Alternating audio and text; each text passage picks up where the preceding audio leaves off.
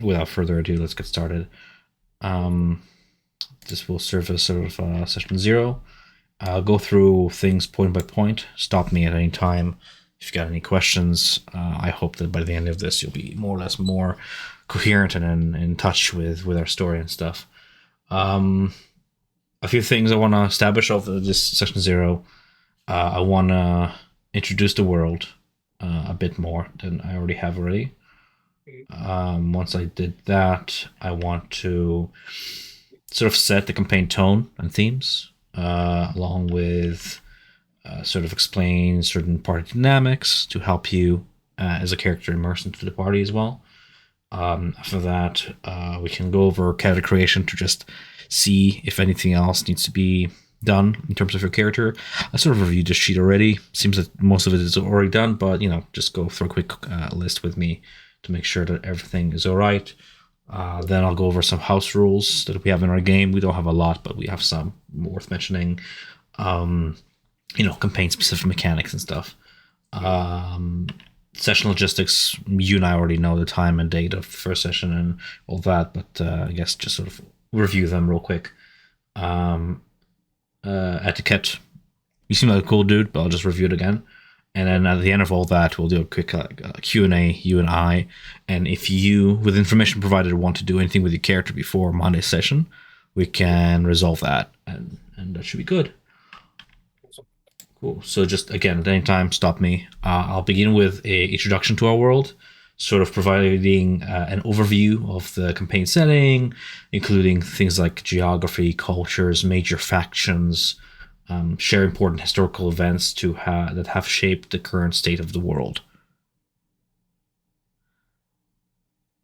So, in this, by the way, whenever we start sessions, in order to not have just quiet in the background, I often have background music that I handpick for each session stuff.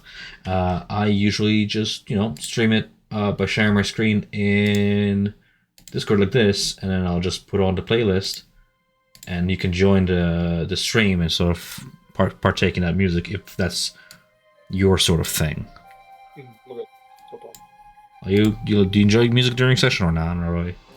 Oh no, yeah, I'm done. It always adds that little bit of ambiance. I like that, so it's all good. Sounds good. Okay, so with that in mind, world overview. In the vast, scarred landscape of Exandria, the planet which we find ourselves in, I can show you on Roll20 here, the world map. Once, gods and mortals clashed in the cataclysmic war known as the Calamity. The world still bears the scars of this ancient conflict. Centuries have passed since the prime deities locked away their evil brethren and themselves behind what is called the Divine Gate, basically restricting direct divine intervention and interferences in mortal affairs. So far, so good? Yep. The tale of the Calamity remains etched in history, a story that intertwines with the destinies of forgotten heroes and the mysterious vestiges of divergence. These items left over by the Age of Calamity. Our story is centered around heroes such as yourself, who have found one such vestige, the Jewel of Three Prayers. It will be coming up a lot in our campaign. It looks like so, as of our point of the story. In the heart of the continent of Marquette, which on the map will be over yonder, amidst an arid desert formed by the catastrophic blow of the Ruiner Spear during the time of Calamity, stands the city of Ankh-Harel. I guess I'll provide a few art handouts here and there that I've already provided party just to give you a nice visual as well. So this is Ankh-Harel over here.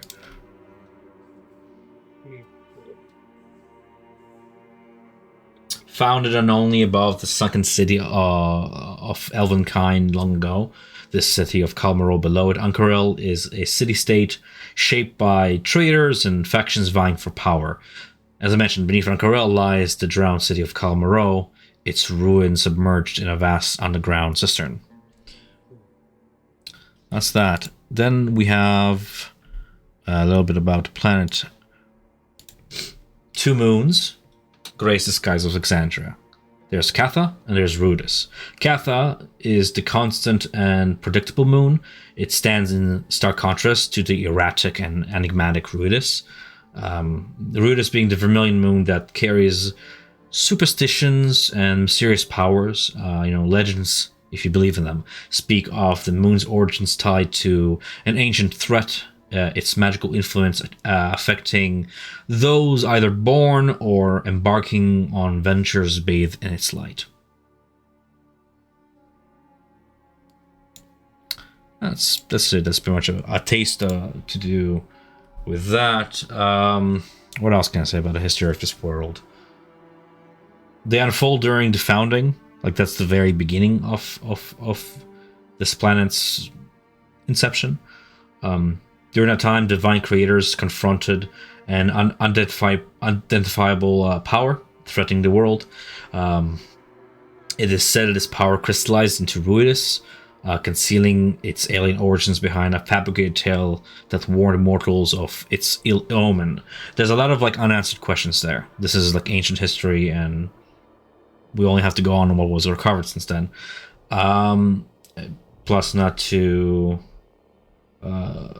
be said that a lot was lost during the age of the calamity, right? When the gods split into what's called the betrayer gods and the prime deities, sort of engaged in the calamity, leading to heroes like this Elixian, right?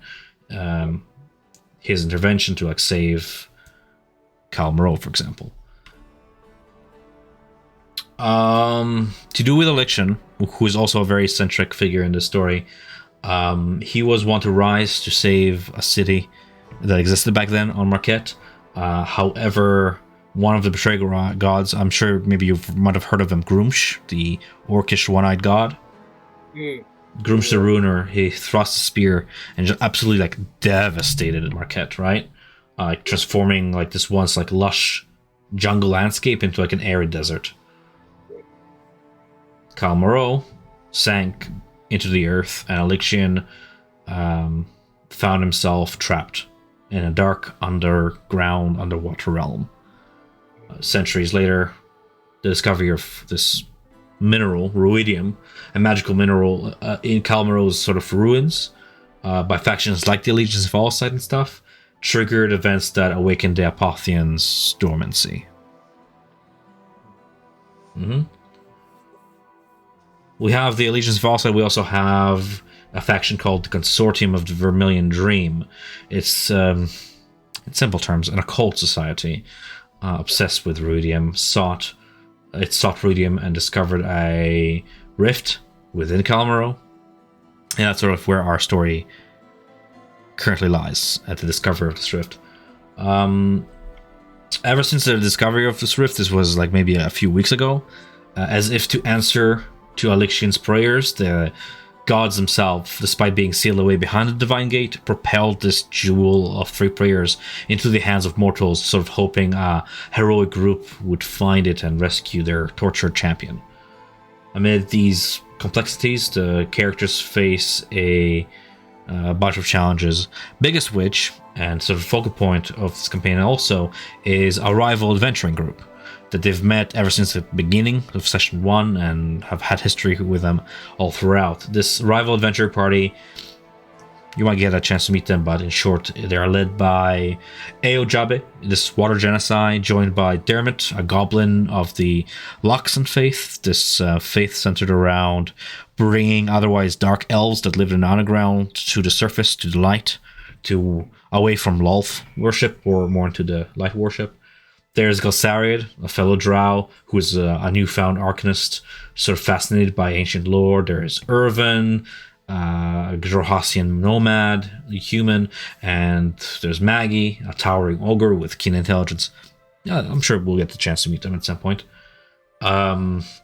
This rivalry began in Jigao, all the way across the continents, and sort of developed from there, woven with mystery, ancient history, and unpredictable influences of Ruidus as well. So that's a sort of general overview of the campaign's setting. Do you got any questions about that, more or less? No, not right now. No, I'm pretty. No, I'm hanging on. Okay. Focusing it down away from the big picture into a more focused lens of reference, we have our little city hub that we play in as of latest development. Ankarel, which translates to the Jewel of Hope in its native language, stands as a thriving oasis trading post in the vast Marquesian desert. Established around a rare source of underground fresh water, the city evolved from unpaved roads to stone streets, becoming a sort of a cultural melting pot with a diverse population of predominantly humans, orcs, elves, your kind of folk, led by the enigmatic Jamon Saord, Ankarel's leader. Ankarel operates under the what's called the Code of Ord, the local law, with like these hands of Ord soldiers enforcing laws and judges in the Cerulean Palace overseeing serious offenses. The city embraces worship of the prime deities while punishing reverence to the betrayer gods. Ankarel is divided into 8 districts, as you can see on the map, each sort of contributing to the city's unique character. Within the city, some major factions. Ankarel is a hub of both political, academic, and criminal factions, with 3. The Allegiance of Allsight, Consortium of the Vermilion Dream, and the Library of the Cobalt Soul, sort of showing a strong interest in this Elixian, this Apotheon figure of the gods.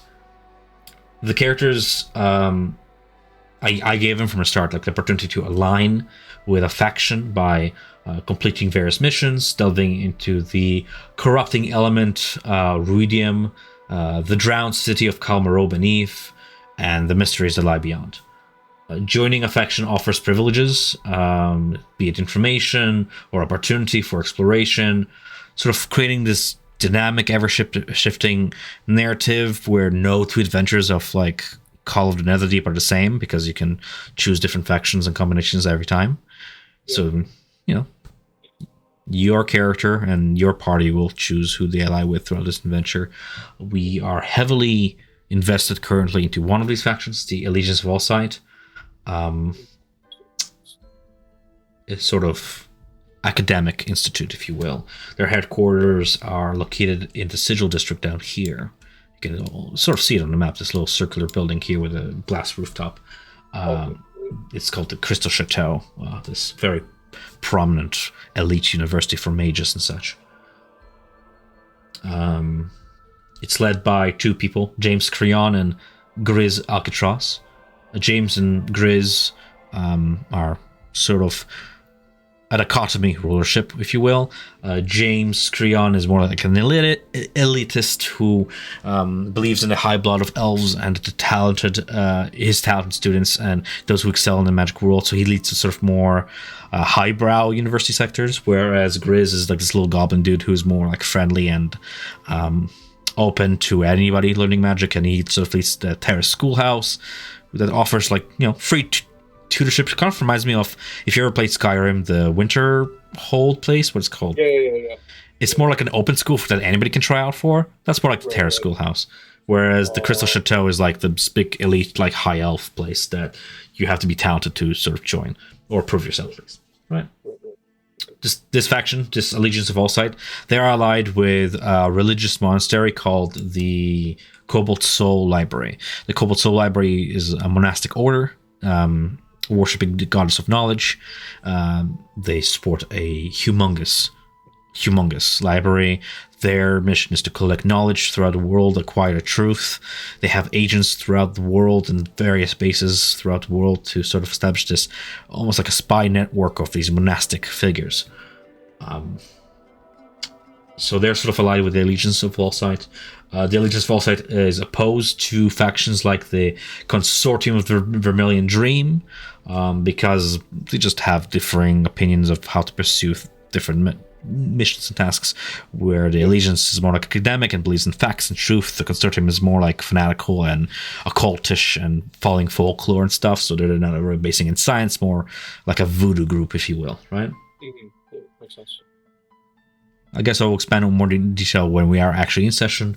Unless you have any questions, I'll move along to sort of the overall tone and themes. No, I'll save it for tomorrow. Sounds good. The campaign sets a tone of intrigue, blending sort of political, academic, and mysterious elements often. Anchorel's diverse factions, each with unique motivations, create like a web of relationships and rivalries that shape the city dynamic. Themes of exploration as characters uncover the secrets of Kalmaro and whatever lies beyond in our campaign sort of intertwine with mystery, especially surrounding the corrupting element of Viridium. A lot of questions are yet to be answered there. The factions and layers of complexity offering characters opportunities of reputation building and engaging with powerful individuals sort of supports all that. The overall tone leans toward high fantasy, absolutely, with magical elements such as the vestige of the Virgins, arcane institutions, and the mysterious Apotheon sort of add to the city's cultural diversity, enigmatic leaders, and the presence of supernatural forces, contributing to this rich, immersive setting, I would hope, at least. I don't know if you're a big fan of political intrigue or explorations, such like ancient ruins, but if ever you feel like something is missing in our campaign, at the end of every session, I always ask my players. Okay, no problem. I want to make this campaign as captivating a blend of fantasy elements and nuanced storytelling as possible. I think I mentioned this before to you, sort of highlighting the balance between role-playing, combat, and exploration. I aim to strike a harmonious balance between role-playing, combat, exploration to provide a well-rounded sort of thing. Oftentimes, if we have a session where we had all combat all session, I'll have the next session be like mostly RP. Right. Cool. I think we're pretty much good there. Unless you have any questions, I'll move on to the third item on my little docket here, the party dynamics of the individual party members. Sure, you'll get to meet them in session, but I think it will be expedited if I provide a little bit of a general information you can have out of character. That way you can connect the dots once you meet them in character and be like, oh, okay. And we can pretend it's as coherent as it can be. Right. Oh, yeah, that makes sense. No problem. Cool. Okay. So, sharing a brief description of existing party members, including their classes, races, and backgrounds, we have Riot. So, Riot is this individual over yonder. Is a Tabaxi druid, was born in the sort of Port Dumali region of the world, this jungle coast, among this tribe of mountain folk in the Hearthstar Mountains. His parents, avid explorers, instilled in him love for the unknown. Sort of growing up, Riot explored the steep mountains and listened to the elder stories. His curiosity led him to the plains and coast, honing his hunting and foraging skills both. A fateful encounter with a bugbear changed his life, and after a rescue by a traveling party, Riot chose to explore beyond his clan. Training in Port O'Malley with various individuals, he developed his combat skills and sticky-fingered tendencies working for various criminal organizations. After years of training, he became a skilled fighter, venturing into the Menagerie Coast and the Dwendalian Empire, sort of your homeland, before ending up with a party eventually on the other side of the continent. He is our druid. He has undergone much character change between the start of campaign and now, sort of leaning more toward his druid side now than his criminal side, so we'll see where that leads.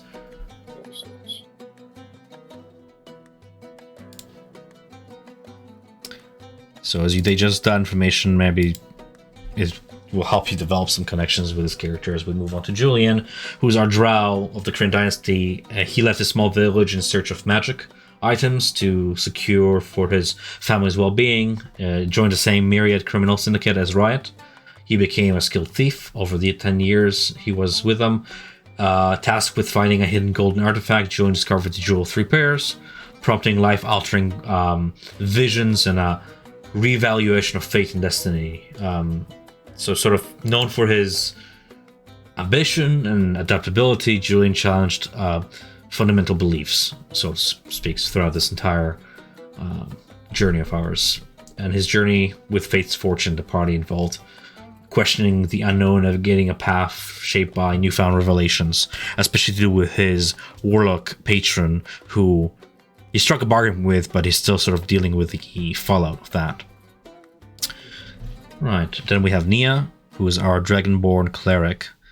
Nia is from Grohas, which is sort of the wild lands of this place. She joined the Library of the Cobalt Soul, rising to become from a monastic agent to this inquisitor figure. Embracing the role of cleric of Ayun, she became Fate's Fortune's crucial healer, and her quest for knowledge and enlightenment propels her journey, sort of contributing to the party's intellectual and spiritual depths. Her background is in the Cobalt Soul, and her dragonborn heritage add unique dimensions to her sort of character, combining martial prowess with a thirst for understanding of the world. Finally, we have our latest addition to our party, who is Turrent, a sea elf blood hunter. He experienced a tranquil life near the islands of Annam until undead forces attacked his homeland. Losing his memory after a fierce battle, he awakened in a different place, driven to eradicate the undead menace that has sort of plagued the world. His aquatic abilities and combat skills led him to join the Order of the Blood Hunters and worship the matron of ravens, the goddess of death. And he worked along other factions like the Cobalt Soul, and eventually his expertise caught the attention of the Allegiance of Allsight, bringing him all the way to Marquette with the party and entangling him in the unfolding events surrounding Khal Moreau, the Jewel of Three Pairs, and etc. His sort of mysterious past and dedication to the combating of the undead, contributing to the party's diverse skill set. So that's the party. Cool. We have some story arcs. Are you interested in those, or do you want to just sort of focus on what's ahead? Yeah, we can go ahead. Yeah. Like, in short, just to make it quick, the party's primary quest revolves around the heeding the jewel's sort of call and following the divine visions that it provided, right? This spiritual journey of this vision quest led them to explore the sunken city of Khal Moreau, tracing the steps of Elixion, this mysterious figure connected to Jewel. It's the narrative sort of promised revelations about Elixion, the Jewel's significance, and the overarching destiny intertwined with the party's fate. Some other side arcs that we had, we have a current quest.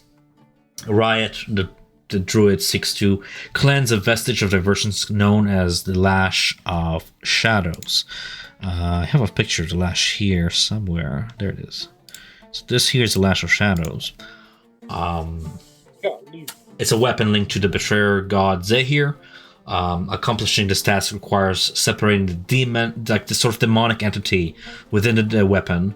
And this personal quest adds sort of depth to Riot's character, and this is a challenging moral and magical dilemma for the party to deal with. How do you separate a demon from an item to cleanse it and reshape it to something that's not associated with betrayer gods, but perhaps cleansed to be something, a weapon of nature, or whatever Riot wants to reshape it into.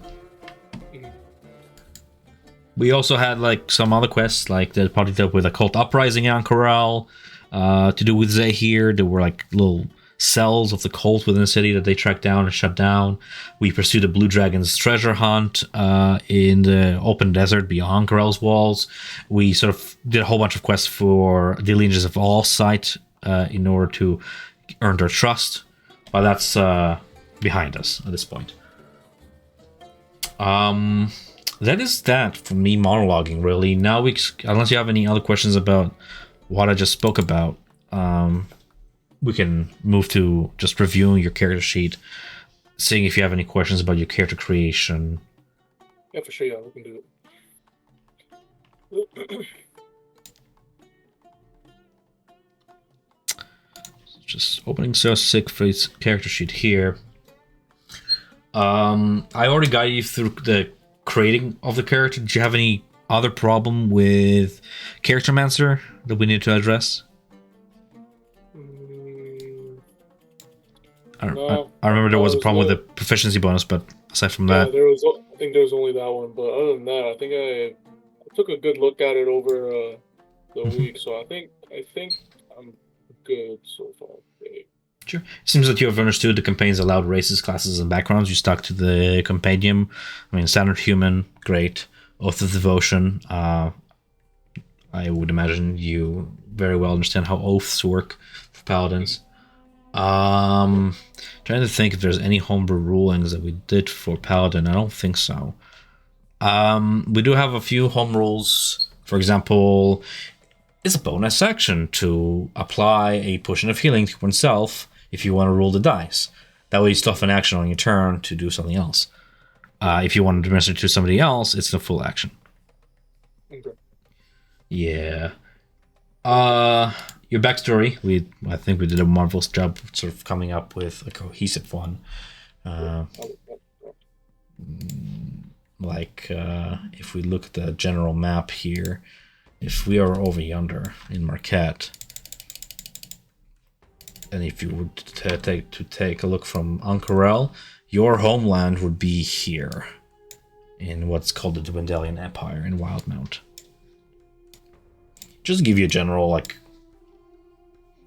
image of how far you've traveled to arrive here, or whatever blanks you need to fill there. You would have probably had to travel along the lines of, this road here, down here, along the Menagerie coast, all the way to something like Port de Mali, and from here travel by airship all the way to Marquette, like so. A 3,500 mile journey. Just casually, so. Yep. Coolio. No biggie. With that being said, we had your backstory. Did you care about any potential ties to existing NPCs, factions, or plot points? Or did you want it to be what I prepared, which is essentially a completely newcomer to Ankarel? That's what I was thinking. Yeah, I just recently just arrived to Ankara, so I don't really have any deep ties as of right now. Yeah. Okay. Are there any unique mechanics or systems in your campaign? Special currencies, magical phenomena, excluding the player. Special magical phenomena in our campaign would be things to do with the two moons. So Ruidus is this weird enigmatic entity in the skies that sometimes it's there just hanging out like any other moon, sort of pinkish red. Other times it flares, and that serves as a sort of ill omen that often proves true. Other times it disappears from the sky completely. It's very creepy like that. So just keeping an eye on the sky for any such flarings would help determine ill fortune in the future. Our druid especially tends to wake up every morning and study the night skies before dawn to get a sort of wheel of woe read on that, and he often uses that to predict the future, so that's kind of cool. Other than that, magic phenomena will come up as they do. Sessions are Mondays, 6 p.m. weekly, lasting about 3 hours. We already discussed that. We usually handle scheduling by discussing it in our general chats. If anybody cannot make it, please let us know a day in advance, not like an hour before. We often communicate there for things like that in general chat or RP chat for in-character stuff. We will always be using Roll20 for our virtual tabletop. Character sheets, I prefer them Roll20. I know Turnt uses on D&D Beyond. You can too if you prefer that, but honestly, it's so much better on Roll20 when everything is just integrated in one spot. Right, right. That being said, we sort of got a chance to ask the party anything about etiquette, anything that they're sort of soft and hard limits of theirs. So Hmm. I think we are good there. Q&A. That's it. Just clarifications. Do you want to ask any questions or seek clarification on any aspect of the campaign or rules, Uh, concerns? what is because I just have it like listed here Of in course. like my notes and whatnot. What's Julian's class? He is a rogue, primarily. Okay. Hmm. All seven of he's multi-class. All seven of his rogue levels are into Soul Knife, which is a psionic sort of manifest a blade made out of like psionic energy sort of class Hmm. and such. And he can he also delves into the Hexblade Warlock subclass, which is when he made his bargain with that illithid entity, which grants him most of his powers and stuff. Sort of teaches him how to become illithid one step at a time, sort of thing. It's up to Julian to see how far that goes, but that's that. So, Soul Knife, Hexblade, Other criminal than sort of. that, yeah.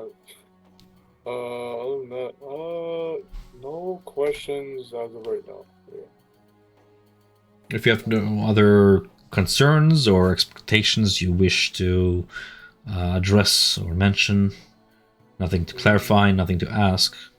yeah, nothing to ask right now. I think I'll wait on my questions until we get that first session tomorrow over, and then I'll kind of see how I feel. So, but I think I'll be okay. But yeah, Cool. Um, so my point of the session is to keep it collaborative and open to input from you. yeah, Sort of for me to align expectations. If you feel like that's good there, we can move on. Hopefully you'll get to experience your first session in a way where you can build camaraderie in a party. I really want to emphasize on doing that nice and early. That way it has room to grow and not holding it off, because a lot of players sometimes they hold off on focusing on their own character. They're sort of going into the backlight and melding into the background, just listening in, not bringing their character forward. right. And by the time they want to do that, it's already too late because the relevancy of first impressions is already gone. Hmm. So I'd imagine I'd introduce myself pretty early on in the session, eh? I intend to do the beginning of next session after the brief introduction of the overall world and stuff, and especially since you want Alexandria to be introduced first to the party, I intend Yeah. to do a little bit of Alexandria first, but I won't, I won't make it last longer than half an hour just so we don't have you Um, sitting there. I don't know. I'm cool. All right, sweet. Cool. So I guess my last point of the session zero is to do a little bit of roleplay if you so wish, Yeah. as Sir Siegfried and Alexandria arrive in Ankarel. You guys would likely, I mean, this is our narrative. Add in whatever you want, but most likely you'd be arriving by what's known as a skyship. Oh, Uh, okay. if you ever watched Treasure Planet, it is exactly that. It is a ship with magical Uh, sails that makes it like levitate using this special giant set of two crystals on either side of the ship that sort of make it levitate. A single union in Ankarel, the Alpha Union, sort of controls all skyships in this world. They're based here in Ankarel, and they sort of distribute the ships to places like Port Dumali on the far side of your home continent, where you would take that ship and you would probably arrive here. Otherwise, you would have arrived via like a teleportation circle or something like that, or even by sea. Although that would have been a harrowing journey all by itself. yeah, yeah. Your choice. In any way that you arrived, you would have had, how many days do you want to have to acclimate to this city before you finally track down your quarry, the party, the jewel, etc.? Give me like, give me like 3 days. 3 days. Yeah. Okay, so in 3 days, previously for you to have found like a lodging, whatever you imagine for yourself, be it something simple and humble like a hostel in the alluvium district where like sort of the mine workers come back to Very poor conditions, but livable nonetheless. It's very cheap to find lodgings there. Or if you are more of the noble stock that cares about their sort of environment, there are plenty of high class lodgings in the Sand Herald district, close to the Cerulean Palace in the center of the city. Sort of the more central you go towards the city, the less on the outskirts you find lodging. The more centric you are, the better quality of living you'll find, to the point where most aristocrats live in the Sand Herald district, sort of thing, in inner high city. Yeah. We'll be staying in the Netherdeep district. Just keep it on the down low. Sure, sure. Not attracting too much attention to thyself. You would have found lodging, lived there for 3 days, all the while, Alexandra would probably have helped you to track down your quarry. After all, one way or another, you could have heard about a vestige of divergence, an item of the gods arriving across continents, finally settling here in Ankarel. It is a big deal after all. So that would have taken that much time. In that time, do you wish to spend any of your starting gold buying anything for yourself outside of what you already mentioned there, the holy flask, the book? You have 500 plus gold pieces on you. I would prefer to handle any such shopping now rather than come session. I would like to try and browse at the shops, looking for some sort of like health potions.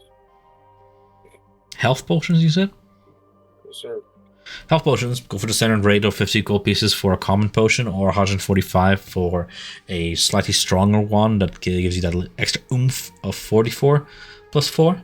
So whether you want to spend 50 or 145, there's a limited quantity. Found within the local magic emporiums, you have a choice of 2. There is Gilmore's Glorious Goods, which is sort of the main thoroughfare for anything magical. A legitimate business based from the city of Iman on the distant continent to the north. He sort of established a pop-up shop here. The owner is Sean Gilmore, this sorcerer, clearly experienced with histories of already involved in the histories of this planet's various cataclysmic events. He fought dragons, he helped other adventurers. So think of him as the not retired, but certainly experienced sort of shopkeeper that tends to now help fellow adventurers. He's the main avenue. If you're ever looking for anything cheaper but a little bit more riskier, there's another avenue in the Sanka Bazaar, by seeing those sort of back alley traders like Kesney. She's like this tiefling figure who is more like a soothsayer figure. She deals in telling future in the cards. But, I mean, we can wait on that till in session. Really, you'll find magic potions in either for the same price, especially healing potions. How many were you looking to buy? I will be purchasing 4 for now. So, How many? 4. 4? Okay. 2 for me. I will note that, and of course the world is very much what you do affects other people. Because you purchase 4, I'm reducing that amount from if the adventuring party wants to purchase more in the future. Potions take a while to conjure, so... I assume so. Cool. Any other adventuring gear, anything special you want to purchase for yourself with your money? Sort of using the adventuring gear table from the PHB as a reference, or any magic items I've made available via my posts in RP chat. I think I'm good for now. Okay. Sounds excellent. I'm trying to think here what else we need to cover. What else did you expect to cover during session 0 before we're ready for Monday session? I don't know. Wasn't really. I didn't really have any expectations when it came to session 0. So, I mean, everything I heard is Sounds good. Yeah. If you feel like you're satisfied answering any of your questions or concerns, then we are pretty much done for in terms of session 0. I hope that you will have fun come Monday, and we'll see you then. Perfect. Sounds good. See you then. All right.